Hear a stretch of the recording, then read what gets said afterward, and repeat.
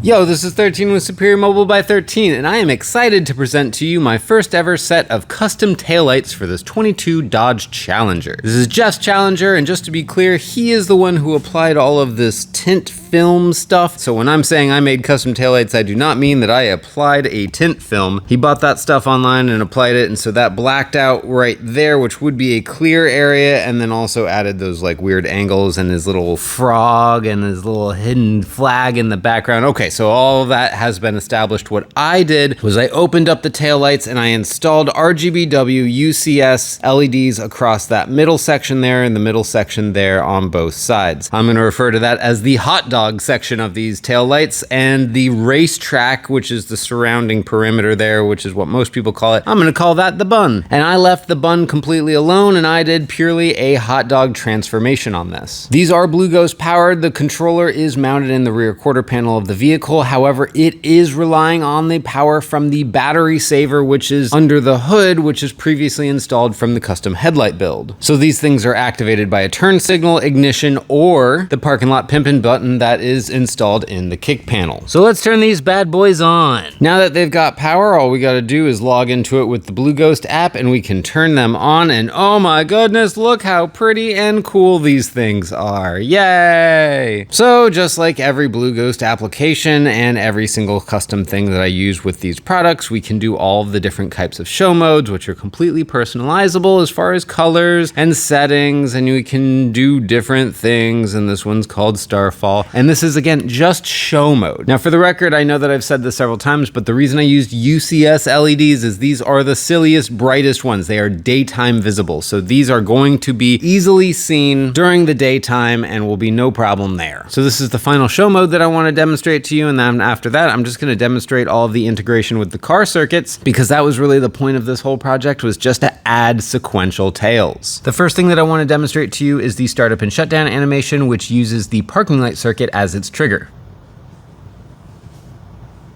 From the factory, the hot dog does not have any illumination with a parking light circuit, so I added the little animation and just a real dim red backlighting. Okay, and here's the big objective of this build, which was a sequential turn signal that goes from the inner deck lid all the way out through the outer tails. That parking light circuit is a little bright, so once I turn it off, you can clearly tell that this is an amber sequential taillight that sequences across both assemblies, which is super fantastic and fun. Trust me, it works on both sides, I promise. I'll demonstrate the brake circuit for you now. It is just on the outer tails. It does a little bit of a strobe and then a solid.